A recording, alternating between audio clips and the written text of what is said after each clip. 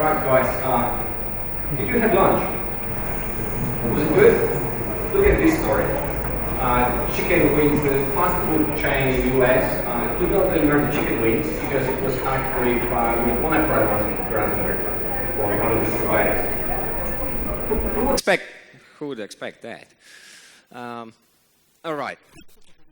Next one, and this is the reason why I need to use my computer and not the, oh yeah, Logitech Clicker. I want to ask you a question. Who knew about this vulnerability? All right, I can see like 10, maybe 20 hands. This vulnerability was discovered this year, and it allows to intercept traffic between this clicker and the USB part that you put into the computer.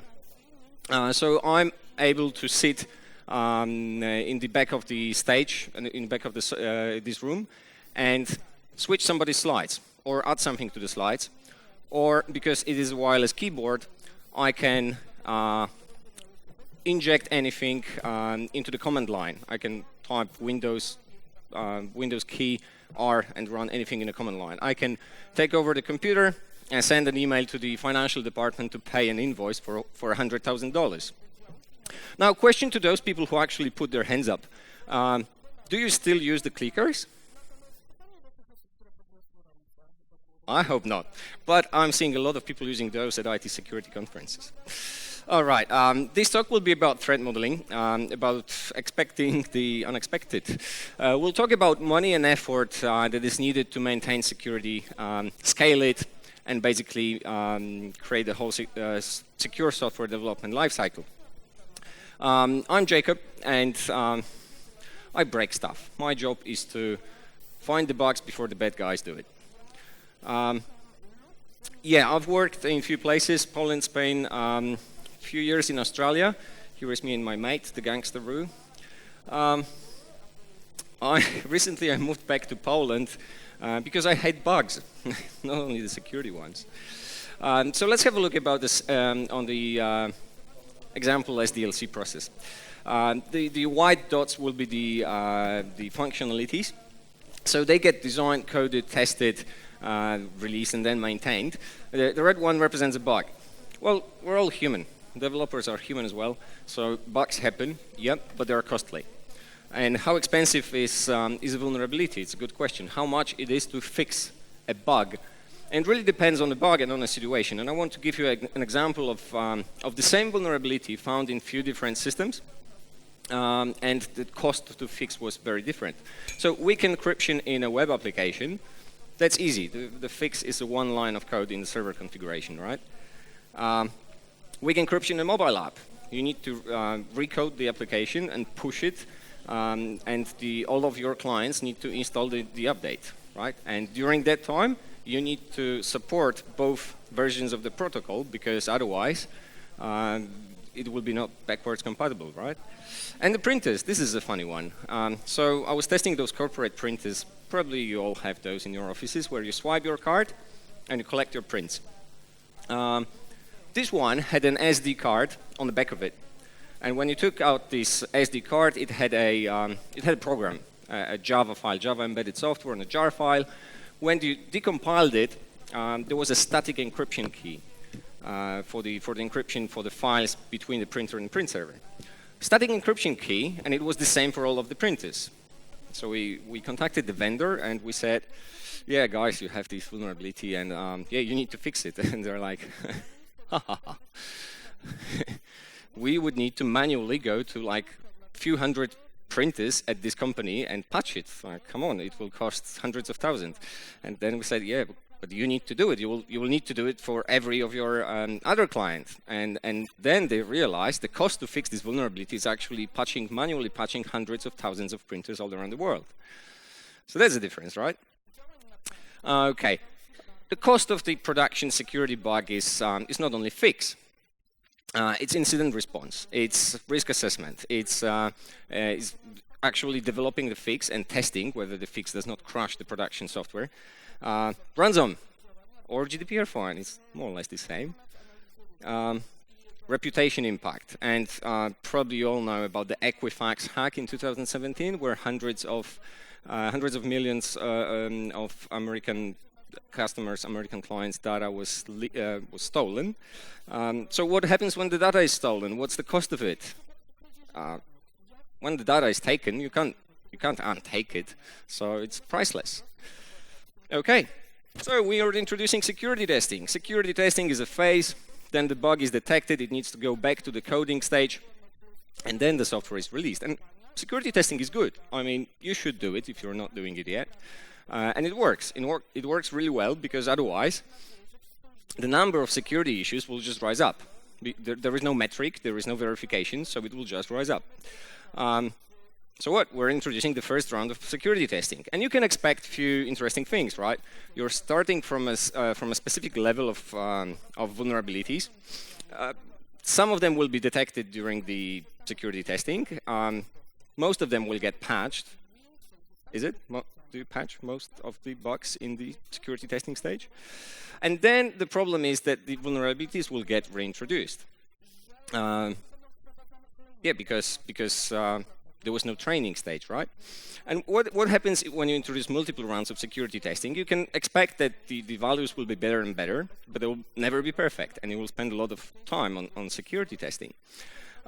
So what we want to achieve during a secure software development lifecycle is to start from a much lower number of security issues, find as much as we can during the testing phase, and do not introduce a lot of them during the coding phase. How? And that's a good question. So when you analyze one of the penetration testing rounds, you can see that the number of the security issues that you start with, that's the quality of the design. How many of them were introduced in the very beginning. The number of security issues found during the testing, that's the quality of testing. And again, the number of the security issues that are introduced during the coding phase, that's the quality of coding. So we want to increase the quality of all of those three parameters. And there are tools and services for that. Like DevSecOps word was actually, well, I have to say it was taken by the vendors to sell all of the services, like all of the products, like SAST, code scanners, software composition analysis, SCA tools. They all say that it will all solve your problems, but actually they do not change the core three parameters: the quality of the design, the quality of coding, and the quality of testing. So during this presentation, I will focus on those three, or actually the first one, threat modeling, the quality of the design. Those that directly affect how many vulnerabilities you will have in your system. So we start with training. What is a proper security training? Well, it's not awareness training, and it's not shooting at your developers with vulnerabilities. You know this Monty Python sketch? Fruit attacks? Well, you know, the developers need to know what they will be attacked with. So they need to know about the attacks, but also they need to know how to protect. So the core value of the training is to make them write code more securely. So we need secure coding training, not attacker training for the developers, and we need onboarding on standards. When you hire new developers, you can expect they'll come with completely different values from different companies. And the security requirements, which I'll mention later. All right, quality of testing. The quality of testing is, of course, defined by the competences of your testing team, but also the quality of the test cases. So I'll mention later that threat modeling can help you design proper test cases, proper security test cases for your system. And the quality of the design, which in case of security can be covered very well by threat modeling. And yeah, things were easier when there was waterfall. Because what? There was time for a secure design. There was time for secure implementation. You could save some time for the actual testing, and there were, like, you know, at least a week for fixing the issues before going on production, right? With Agile it's much different. Well, the rules more or less are the same, but everything happens much quicker. So, what happens in Agile? The functionalities get designed, coded, tested, released, maintained as well. But that's the first sprint. When you think about testing, that's the second sprint. That's the third sprint. And yeah, like, how often can you test the system? The key question is, when does your security team show up? If they show up during the release stage, we want to run penetration testing there, or the testing stage. Maybe it's already too late because there are already a lot of vulnerabilities in the system. When you focus much earlier, it's much easier to maintain security. So let's have a look about on the example company that has 10 teams, 100 developers. They're running in Agile, so there are 2 sprints per month. That makes 20 sprints in total in a company per month. Each sprint, around 30 user stories. That makes 600 user stories. Hot fixes, security patches, more or less 1,000 code changes, which after decomposition, after creating subtasks, create like more than 3,000 Jira tickets. When do you want to introduce security testing? Do you want to test each code change? 1,000 of them each month? No way. Like 1 hour corresponds to 30 full-time pen testers. Each user story? No way, the same problem. Each sprint? Oh, fine. Imagine you would spend 1 day per each sprint for security testing. 20 days, that's 1 full-time pen tester. But everything needs to happen on every second Friday. No way. So, I'll talk more about the decomposition of user stories. Let's say a user story in an online banking, there is a new functionality, history of transactions. So a user downloads a list of transactions and their details. The story gets decomposed into 2 functions, 2 API methods. Get transaction by user, get transaction details. Probably one developer develops one API method, the second one develops the second one. So joining those 2 functionalities can execute a user story. So you run the get transaction by user function, which takes the user from the context, from the current session. And then you can click on one of those transactions, let's say 1, 2, 3, and you get transaction details of that transaction. Can anyone see here a potential vulnerability if those 2 functions are developed by 2 different people without any context? Anyone? All right, running. Okay, what if you click when you click on the transaction details with the ID of 1, 2, 3? Why wouldn't you be able to choose any other transaction? For example, 1 to 4. 1 to 4 is not your transaction. It's probably someone else's. And then we have a cross-user access control bug and a security vulnerability. So with Agile and security, we want to find a way to, ship the software secure from the very beginning. 100% security is not possible, but how to make it better? Here comes threat modeling, and look, it's not rocket science. It's not like Ascension. I'm not the the threat modeling apostle. It's calculation. It's calculation because it is cheaper to think about security earlier during the design phase. But how to do it? The first few case studies to confirm that it actually works.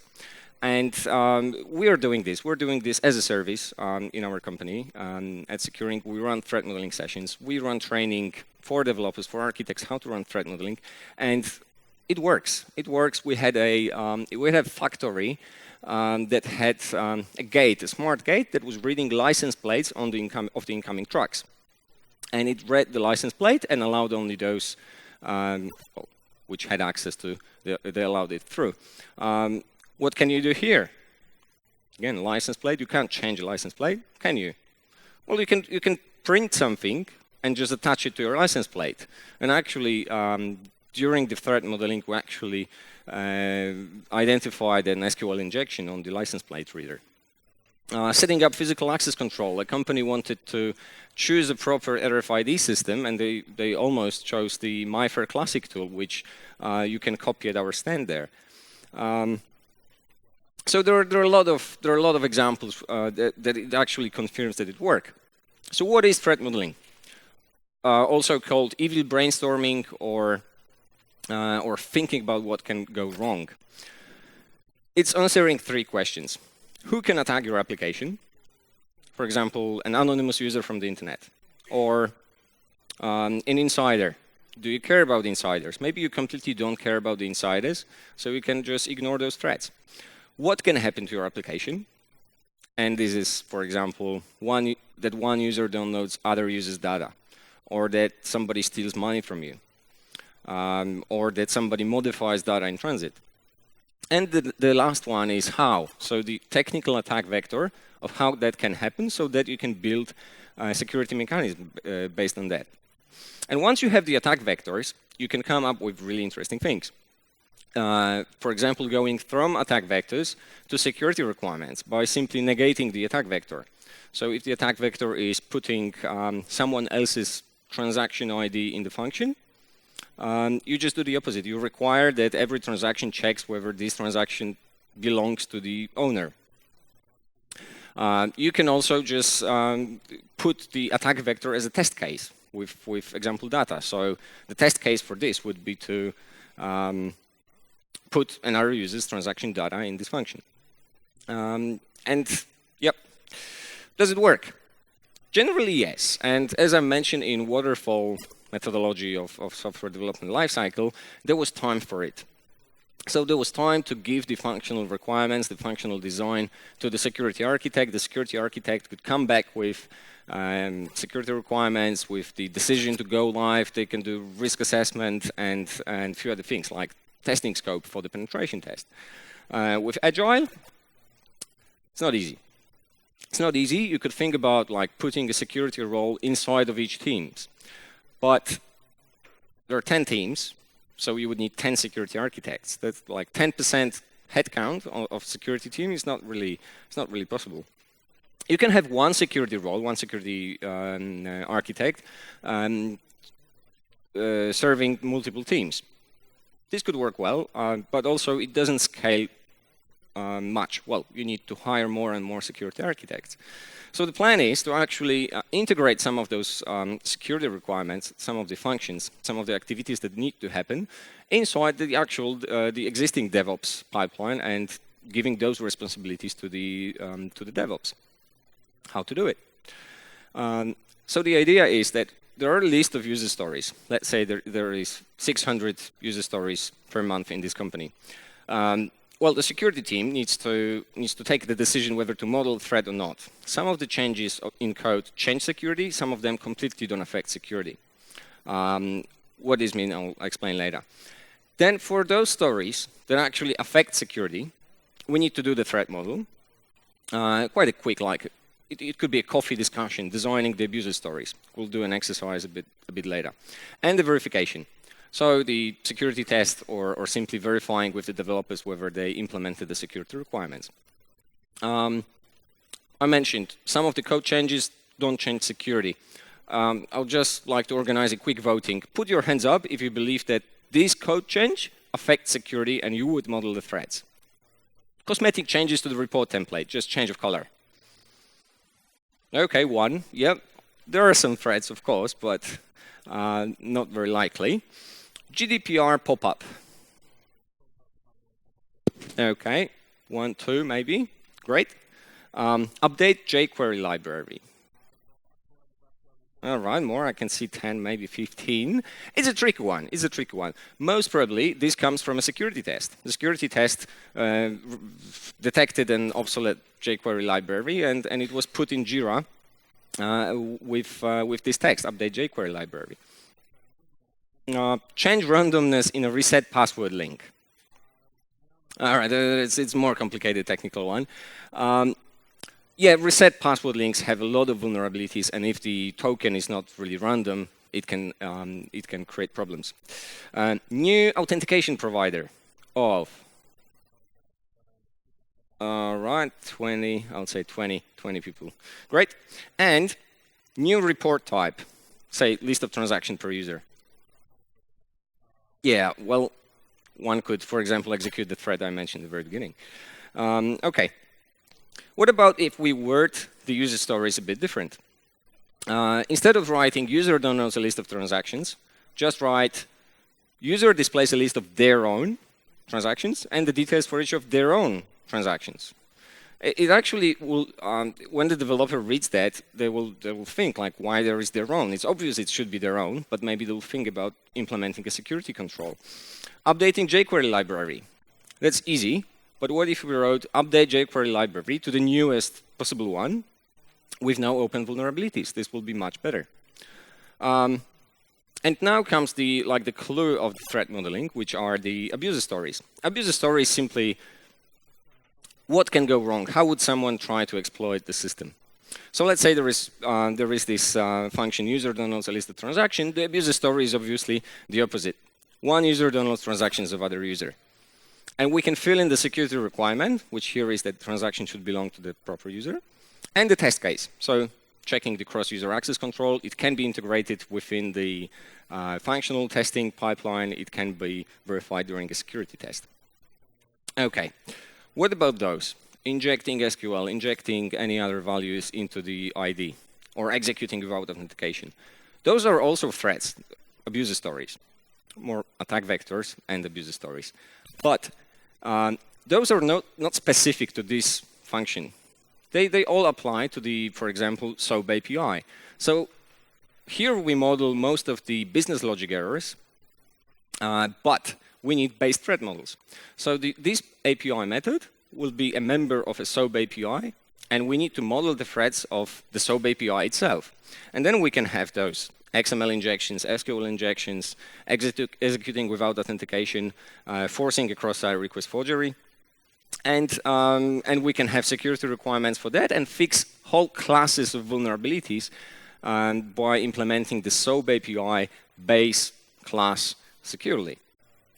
Okay, again, this could have multiple levels. The SOAP API is written in Java, and the Java application should have some security requirements based on some threats.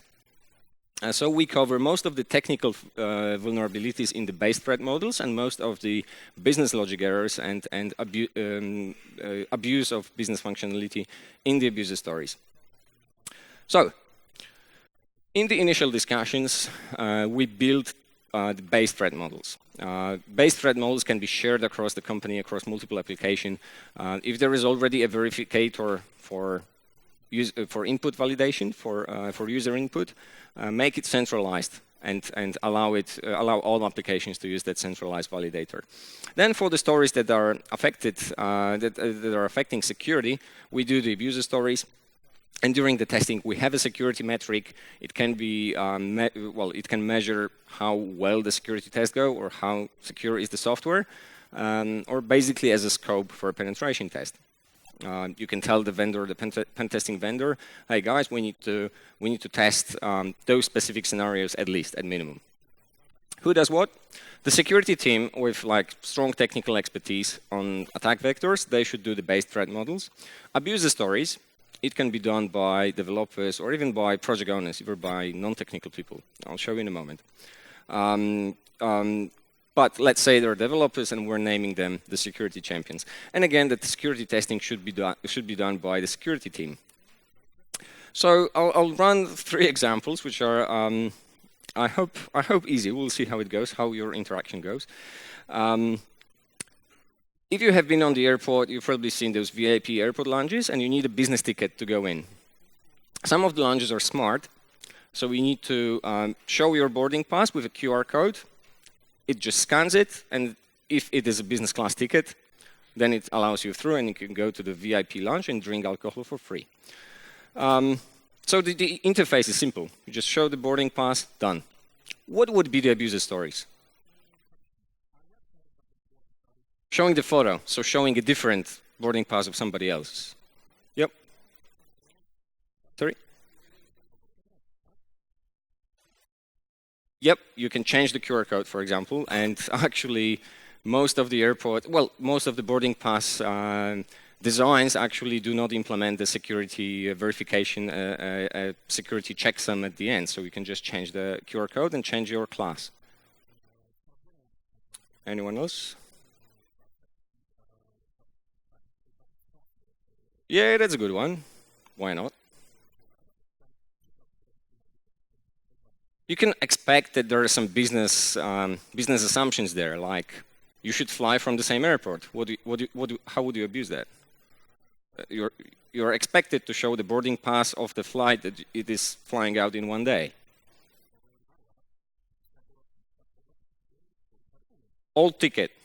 from a few months back, the company paid you for business class.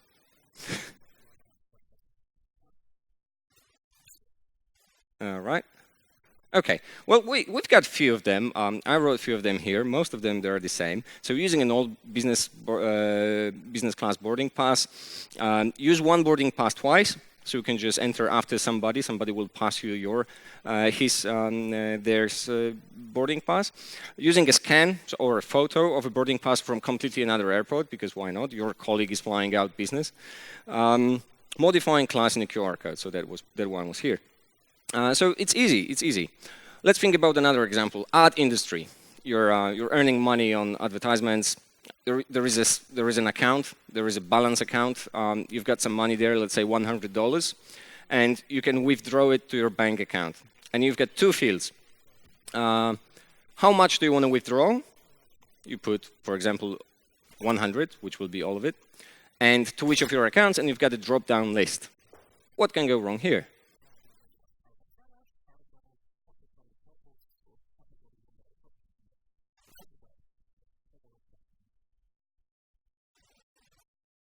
Yeah, so correct. So bypassing UI and choosing an account outside the drop-down list. Negative value, yeah, that's a good one. Actually, I've seen that one during one of the pen tests. So we could put a negative value, and it was funny. Money was created in the system. Instead of taking $100 from you, it added you $100, so then you could use another vulnerability. All right. Anyone else?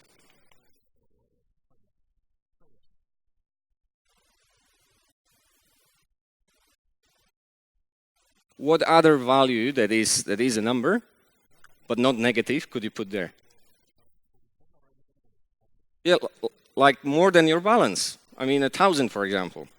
You have only $100 in your account. Why not put 1,000? Maybe the system does not verify that, or it verifies only in the UI, doesn't check in the background in the server side. Okay, so again, we've got a few, like withdraw more than your balance, negative amount, good one. Select an account outside the list. That was here, and make somebody withdraw the money. Send somebody a link, and it will make him withdraw the money. I crossed out a few of them. So for example, the negative value should be covered by the base threat model of the API, because a negative value is not an amount that should fit the description of the money withdrawal, and it should be verified in a base threat model. Same for clickjacking or cross-site request forgery. It should be covered by the base threat models. Right, last one.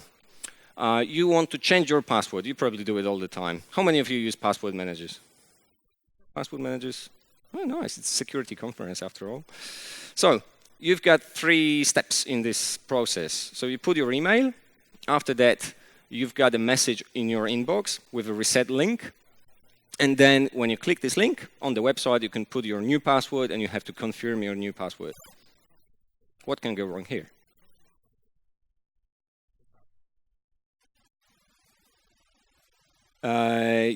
Rewrite the numbers in which parameter? Yep, the token, for example, or guess it, or use it against another account. Change the email. You've got the link of your email. You change it to another one. What else? Okay. What if you have a list of all email accounts that have accounts in the system? You can iterate through it, and you could lock all of the accounts. Okay? Or there are some injections. All right, I'll not bore you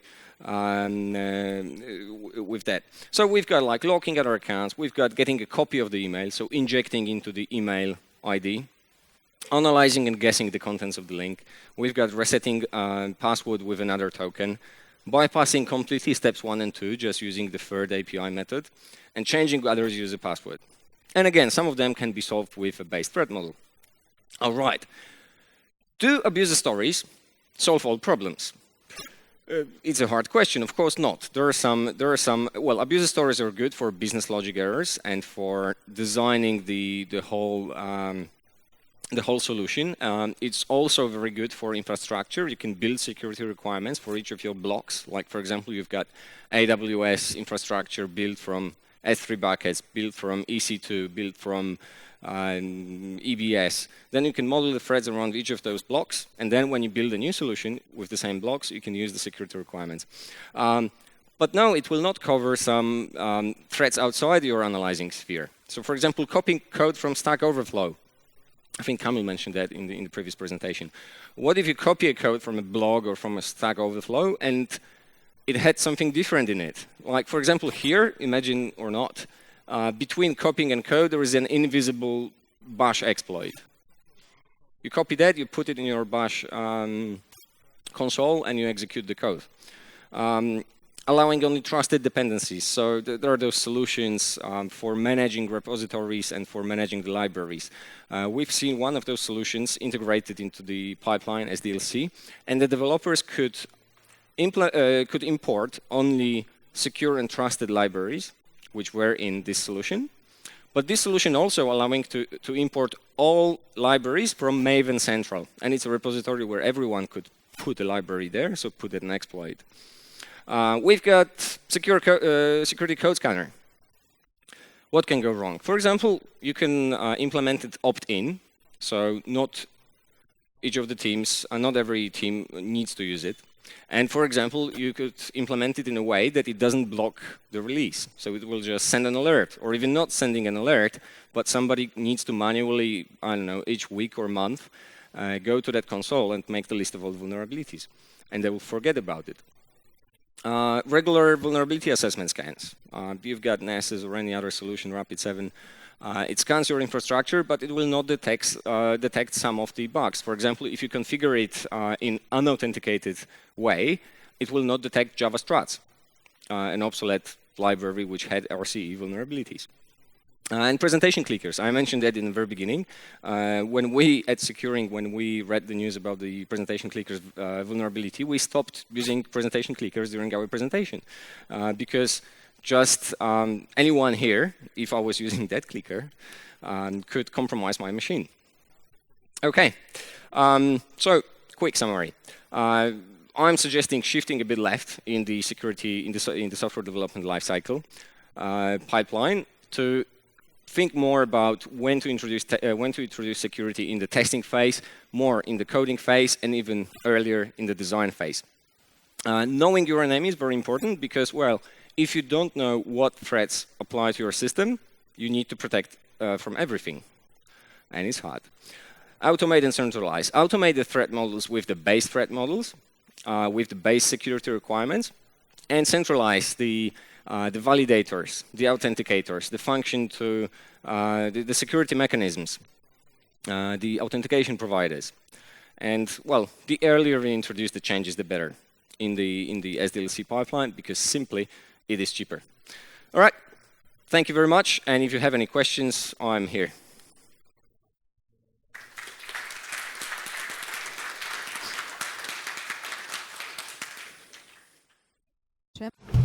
Do we have any questions? If you do, now is the time to ask them.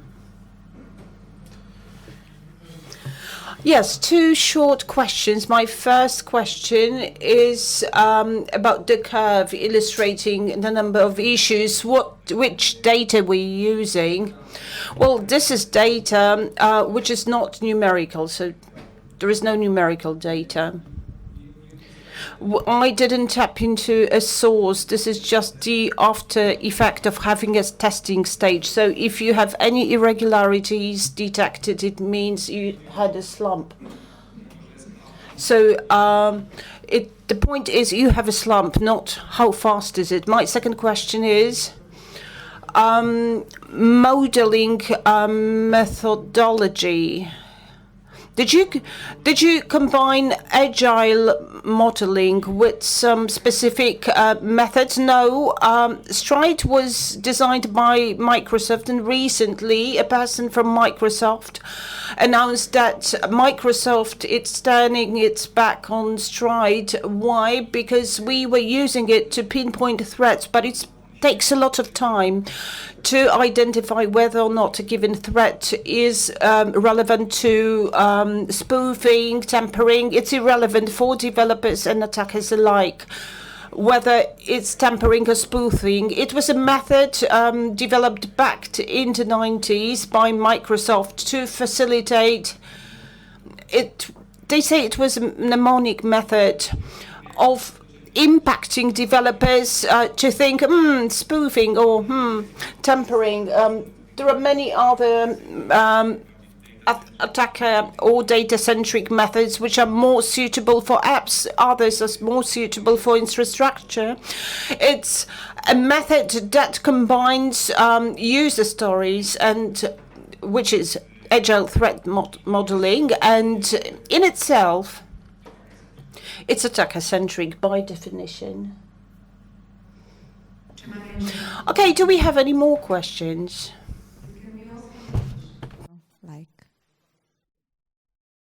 Na ten?